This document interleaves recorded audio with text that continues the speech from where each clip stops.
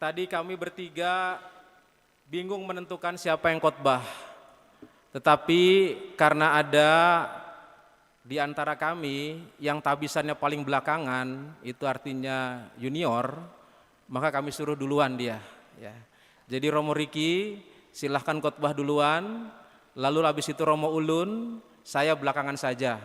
Karena menjaga-jaga kalau ada apa-apa mereka nanti meledek saya bisa punya kesempatan untuk klarifikasi begitu ya. Nah, bukan membalas, kalau orang Katolik nggak boleh membalas, klarifikasi. Silahkan Romo Riki.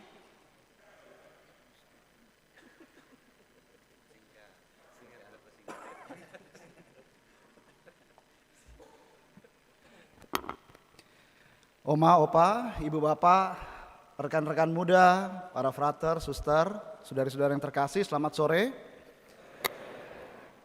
Karena yang meminta saya itu rekan angkatan saya yang paling saya kasihi, Romo Kesar, dan saya percaya Anda semua juga mengasihinya dengan cara tertentu, maka saya menyanggupi untuk membuka atau memulai rangkaian khotbah Bapak Ibu ya. Nanti masing-masing dari kami berkhotbah. Tadi dibilang satu orang 5 menit. Tapi saya nggak percaya. Karena angkatan saya itu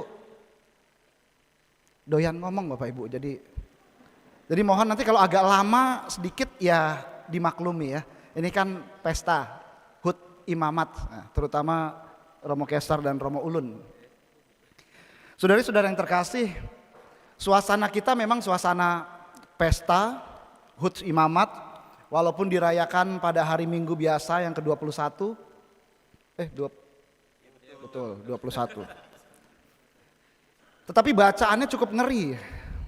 Tadi bacaan kedua ya, mengenai ayah menghajar anaknya. Bacaan Injil berbicara mengenai jalan yang sempit atau pintu yang sempit. Bahkan ada yang mengaku Kristen, pengikut Kristus, tapi justru tidak dikenali oleh Yesus Kristus sendiri. Ini bacanya agak ngeri nih. Kayaknya mungkin agak begitu cocok. Tapi perkenankanlah saya mencoba memaknai bacaan-bacaan yang baru saja kita dengarkan bersama. Saudari-saudara yang terkasih, ketika berbicara mengenai pintu yang sempit ya, tapi juga ada satu kata yang penting dalam bacaan Injil tadi, yaitu berjuang. Berusahalah untuk masuk dalam pintu yang sempit. Menurut saya ini sangat penting. Karena apa? Karena menunjukkan bagaimana kesungguhan kita. Kalau kita memang sungguh-sungguh ingin mencapai suatu tempat tertentu, pun kalau itu harus melalui pintu yang kecil, pintu yang jalan yang sempit, kalau itu adalah tujuan yang ingin kita upayakan, tentu kita akan mengupayakannya. Tetapi mungkin ada juga orang yang melihat bahwa ketika jalan itu begitu kecil, mungkin nyari jalan alternatif yang lebih menyenangkan. Tapi belum tentu bisa sampai ke tempat tujuan yang kita inginkan atau yang kita kehendaki. Saudari-saudara yang terkasih, singkatnya, semoga bisa 5 menit ya. Bacaan Injil pada hari ini seperti ingin mengajak kita untuk berani mengambil komitmen sebagai seorang Kristiani. Menjadi seorang Kristiani, menjaga iman kita setiap hari, iman Kristiani kita setiap hari, tentu tidak mudah. Dan itu seperti melewati jalan yang sempit.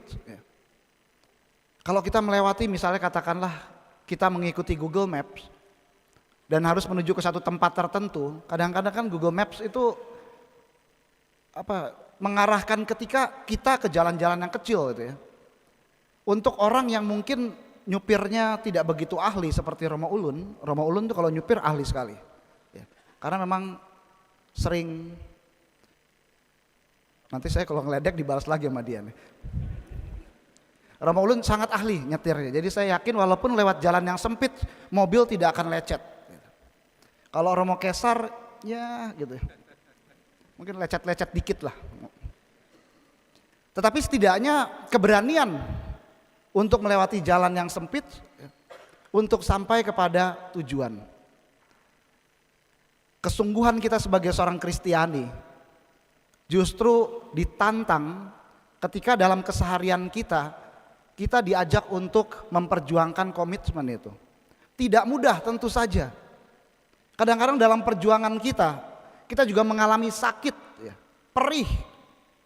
Bahkan juga mempertanyakan mengapa jalan ini yang harus ditempuh. Atau mengapa jalan ini yang justru kok ditunjukkan kepada Tuhan kepadaku. Kita justru mungkin protes, bertanya. Tapi sekali lagi, itu adalah momen di mana kita diajak untuk berani berpegang teguh pada komitmen kita sebagai seorang Kristiani. Dengan demikian, ayat-ayat selanjutnya yang berbicara mengenai orang yang sudah mengenal Yesus, ikut makan minum bersama Yesus, tetapi tidak dikenal oleh Yesus, itu mungkin adalah orang-orang yang mengaku seorang Kristiani, tetapi dalam hidupnya sebetulnya ya tidak menampakkan hal itu. Sehingga ketika akhirnya nanti ya mungkin jadi sangat masuk akal ketika mungkin kita mengatakan pada hari akhir nanti, Yesus saya pengikutmu. Tapi mungkin Yesus bertanya kepada kita atau mengatakan kepada kita, saya nggak kenal kamu.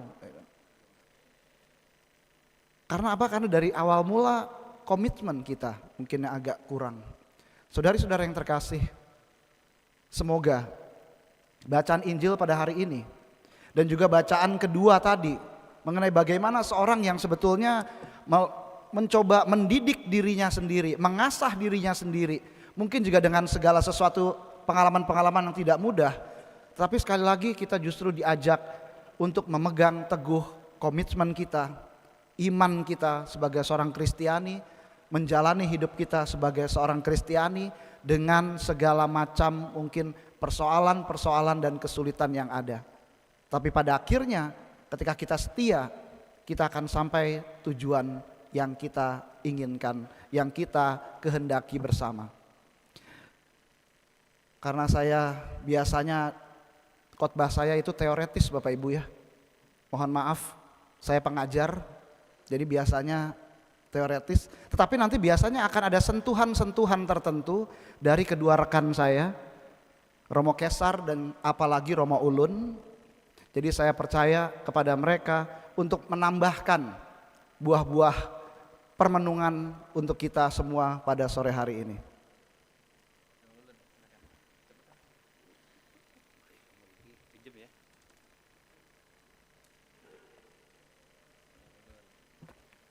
Ibu Bapak, sesuatu yang mengherankan Romo Riki bisa khotbah sesingkat itu buat saya.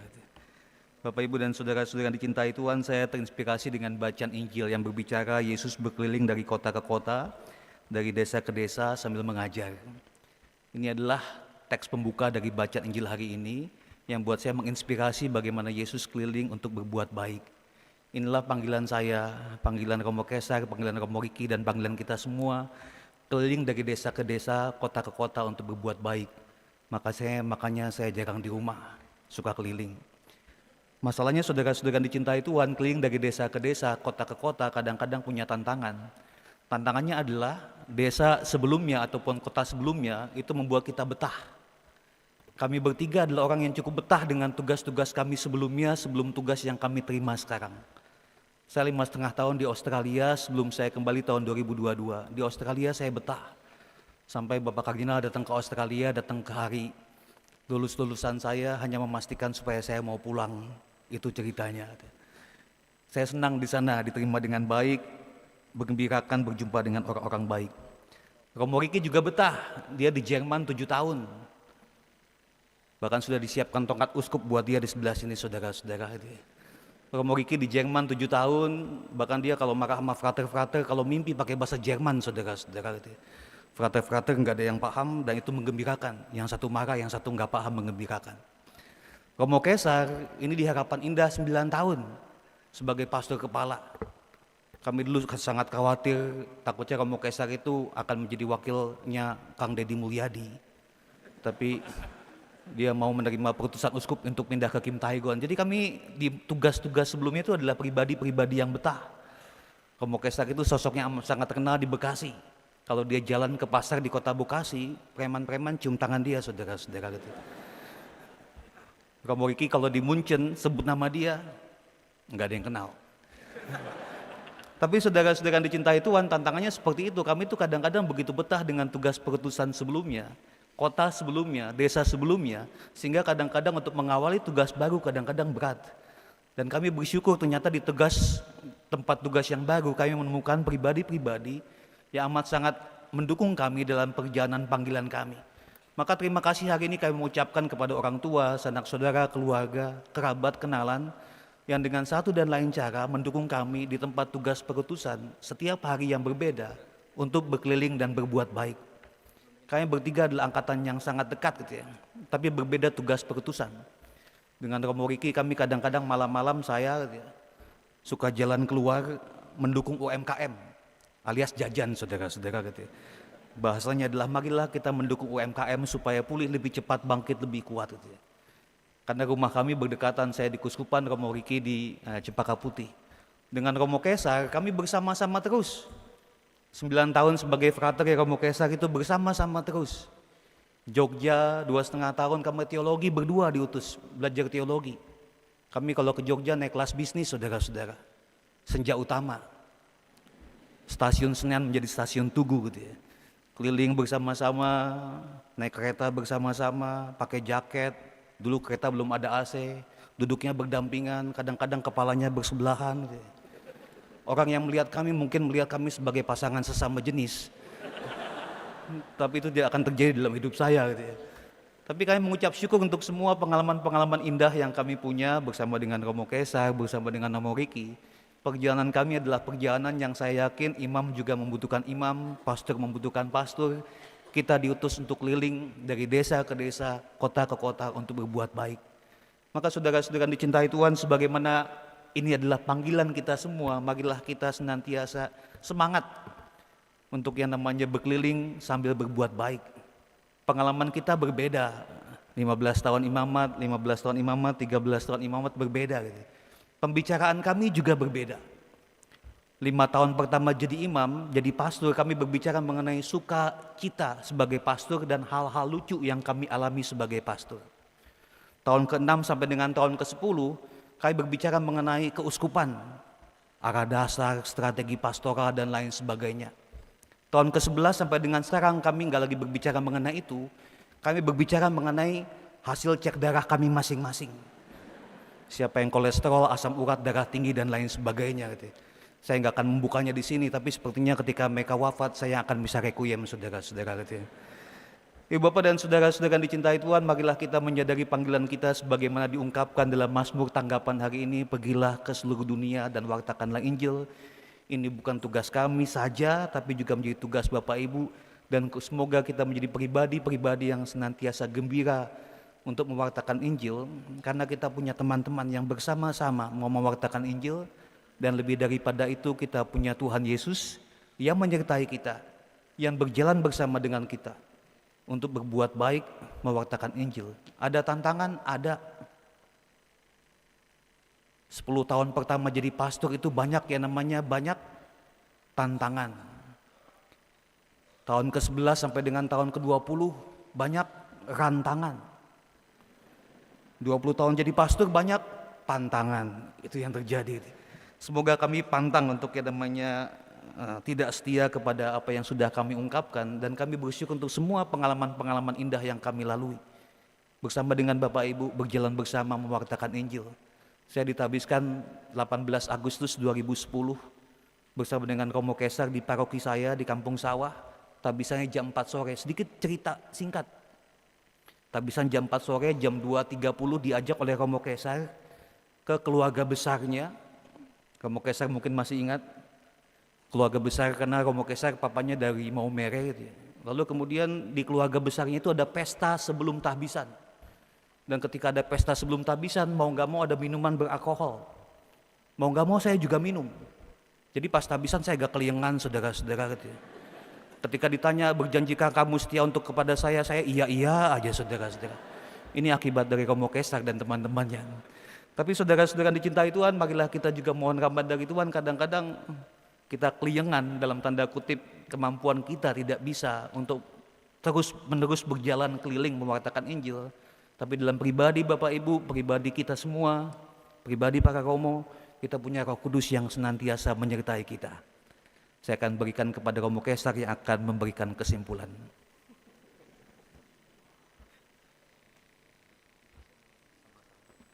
Bapak Ibu Saudara-saudari, selamat sore. Terima kasih Romo Ulun, Romo Riki yang sudah membuka dengan khotbah yang luar biasa. Saya hanya mau menambahkan dengan sebuah cerita saja Bapak Ibu untuk menutup khotbah kita pada minggu ini. Satu ketika ada 3 orang yang sedang bertengkar di depan pintu surga. Orang pertama itu menyalahkan orang yang kedua, dan orang kedua menyalahkan orang ketiga, siapa duluan yang masuk gitu. Tiba-tiba Santo Petrus datang. Hei kalian, ngapain bertengkar di depan pintu kerajaan surga? Ya. Saya mau masuk, kami juga masuk, saya duluan. Emang kalian siapa? Pantes masuk surga? Lalu ditanya sama Petrus yang orang pertama, kamu siapa? Kok berani-beraninya masuk pintu kerajaan surga? Wah, saya Petrus, mohon perkenalkan, saya ini adalah seorang dermawan yang saya punya harta, saya sumbangkan kepada fakir miskin, saya bangun juga gereja-gereja gitu. Dan itu juga tertulis dalam Lukas bab 19:21. Kata Yesus, kalau mau sempurna, jualah seluruh hartamu. Petrus cek karena Petrus belum hafal. Oh ya benar, oke. Orang kedua ditanya lagi, kalau kamu ngapain? Kok bisa berani-berani mau masuk kerajaan surga, berebut pintu kerajaan surga di depan? Lalu dia bilang, saya ini orang saleh. Saya ini adalah orang yang selalu melaksanakan kehendak Bapa. Coba cek deh Petrus di Matius bab 7 ayat 21, di situ dikatakan barang siapa yang melakukan kehendak Bapakku, dia yang masuk kerajaan surga. Petrus cek, oh ya benar.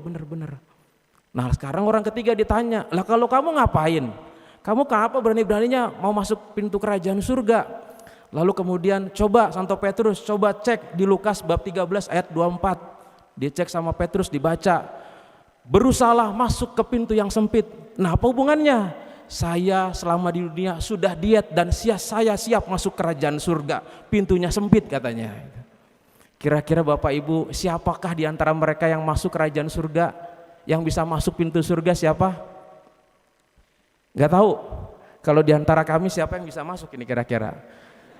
Kalau diakon pasti gak bisa nih. Kalau diakon yang sebelah sini ya. Itu kalau orang ya berbicara mengenai Injil pintu yang sempit, itu kok kenapa seolah-olah Injil menyinggung? Loh kami kemudian yang besar-besarnya bagaimana? Tidak ada hubungannya, dan Injil tidak menyinggung sampai ke situ. Jadi jangan tersinggung dengan pintu yang sempit.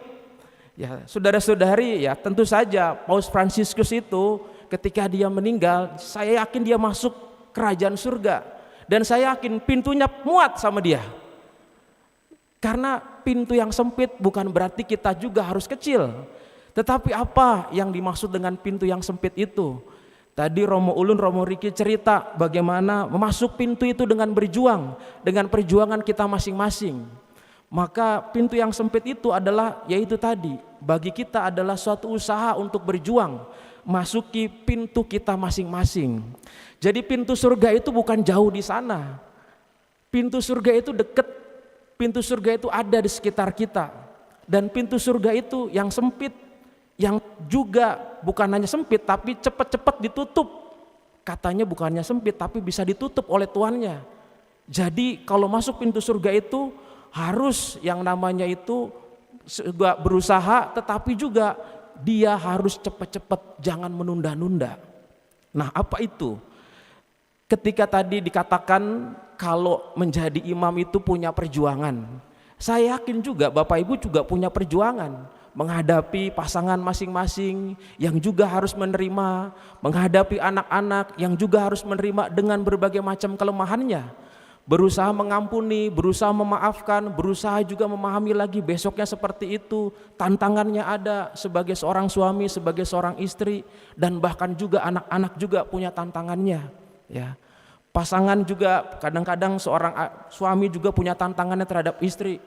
Kadang-kadang kalau istri-istri itu berobat ke dokter, dia maunya ke dokter yang pas, Dia selalu mengatakan kepada suami, "Pak, saya menurut nasihat dokter sakit ini bukan karena apa-apa, karena sakit kurang jalan-jalan. Mau keluar negeri apa ke dalam negeri?" katanya. "Jadi Pak, kita mau pilih yang mana?" kata suaminya. "Ayo kita pergi saja, kita cari dokter yang lain saja," gitu ya. Kalau suami-suami menghadapi itu sabar ya. Juga istri-istri juga sabar kalau menghadapi suami-suami yang kadang-kadang kurang kasih jatah untuk bulanan. Dikasih 50.000, "Mah ini jatahnya 50.000 untuk 3 hari. Kata ibunya dengan istrinya dengan rendah hati mengatakan, "Jangankan 3 hari, setahun saya bisa kelola 50.000 itu." Wah, luar biasa. Hebat mama. Bisa apa sama 50.000 tuh? Beli kalender setahun, pas tuh. Ya, pas juga. Kadang-kadang juga anak-anak begitu ya. Udah diperingatin belajar, main game lagi, belajar, main game lagi, nilainya jelek. Besok ya, kalau nilai ujianmu jelek nih, jangan anggap saya lagi bapak. Besoknya dipanggil, "Mana nilaimu?" "Anda siapa ya?" Nilainya udah pasti jelek tuh. Kalau menghadapi anak-anak seperti itu, itulah pintu yang sempit. Itulah pintu yang sempit. Menghadapi pasangan itulah pintu yang sempit. Tetapi pintu yang sempit itu harus berusaha diperjuangkan, harus berusaha berjalan untuk menuju pintu yang sempit itu, menerimanya, mengampuninya, memaafkannya, dan terus menerus seperti itu. Itulah surga kita, itulah surga yang dekat yang kita masuki dalam pintu yang sempit itu. Maka saudara-saudari, pintu yang sempit itu pun juga tidak akan lama-lama. Tuhan mengatakan akan segera ditutup. Seorang suami istri tidak selamanya akan menjadi suami istri terus menerus, akan berpisah pada waktunya. Ketika maut memisahkan misalnya, ketika seorang tua tidak mungkin selama-lamanya menjadi orang tua, anak-anak akan berpisah. Ketika menjadi anak-anak juga, anak-anak tidak selamanya punya orang tua, kadang-kadang juga menjadi anak yatim dan piatu. Tidak selama-lamanya, dan pintu itu segera ditutup, kesempatan itu segera ditutup. Tetapi usaha kita berjuang, memperoleh kesempatan untuk mengasihi, memaafkan, itulah kita menuju pintu surga. Semoga perjuangan kita masing-masing, saya, Romo Riki, Romo Ulun, sebagai imam juga punya perjuangannya masing-masing. Berjuang. Kayak pernah ketika saya juga perminyakan. Perminyakan itu jam 12:30, waktu saya masih di Bekasi. Ketika perminyakan ditelepon dari rumah sakit, "Romo, tolong ada yang mendadak sakit dan dalam sakratul maut, segera datang." "Kemana?"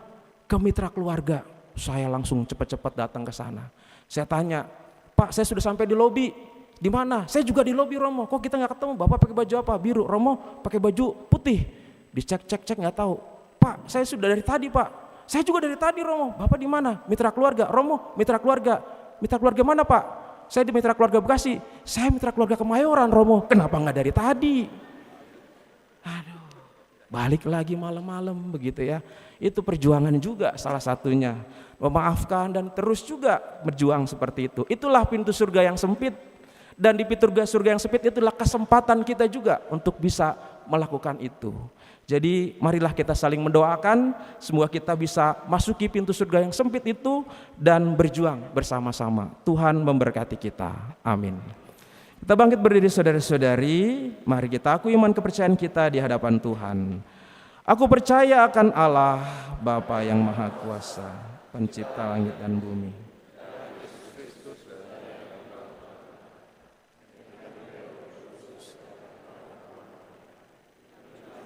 Dalam pemerintahan Pontius Pilatus disalibkan, wafat, dimakamkan, yang tergetat matian, pada ketiga bangkit dari antara orang mati, yang naik ke surga di sebelah Allah Bapa yang Maha Kuasa. Dari situ yang akan datang mengadil orang hidup dan mati. Aku percayakan Roh Kudus, Gereja Katolik yang kudus, persekutuan para kudus, pengampunan dosa, pembangkitan badan, kehidupan kekal. Saudara-saudara, marilah kita berdoa supaya kita bersikap seperti